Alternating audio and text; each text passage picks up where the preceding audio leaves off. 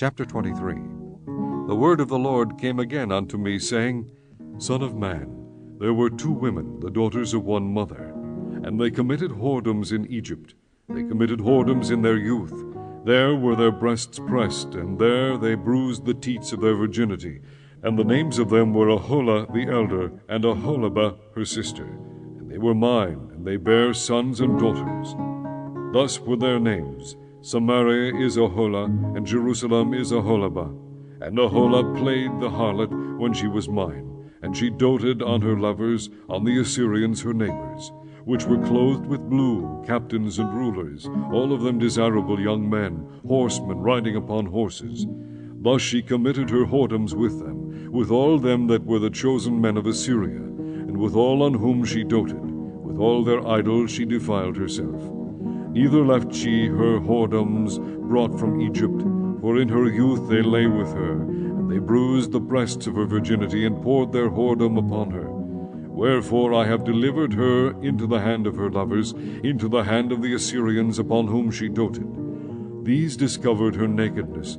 They took her sons and her daughters, and slew her with the sword, and she became famous among women, for they had executed judgment upon her. And when her sister Aholibah saw this, she was more corrupt in her inordinate love than she, and in her whoredoms more than her sister in her whoredoms. She doted upon the Assyrians her neighbors, captains and rulers clothed most gorgeously, horsemen riding upon horses, all of them desirable young men. Then I saw that she was defiled, that they took both one way, and that she increased her whoredoms. For when she saw men portrayed upon the wall, the images of the Chaldeans portrayed with vermilion, girded with girdles upon their loins, exceeding in dyed attire upon their heads, all of them princes to look to, after the manner of the Babylonians of Chaldea, the land of their nativity. And as soon as she saw them with her eyes, she doted upon them, and sent messengers unto them in Chaldea. And the Babylonians came to her into the bed of love, and they defiled her with their whoredom, and she was polluted with them, and her mind was alienated from them. So she discovered her whoredoms, and discovered her nakedness. Then my mind was alienated from her, like as my mind was alienated from her sister. Yet she multiplied her whoredoms, in calling to remembrance the days of her youth, wherein she had played the harlot in the land of Egypt. For she doted upon their paramours, whose flesh is as the flesh of asses, and whose issue is like the issue of horses. Thus thou calledst to remembrance the lewdness of thy youth, in bruising thy teats by the Egyptians for the paps of thy youth.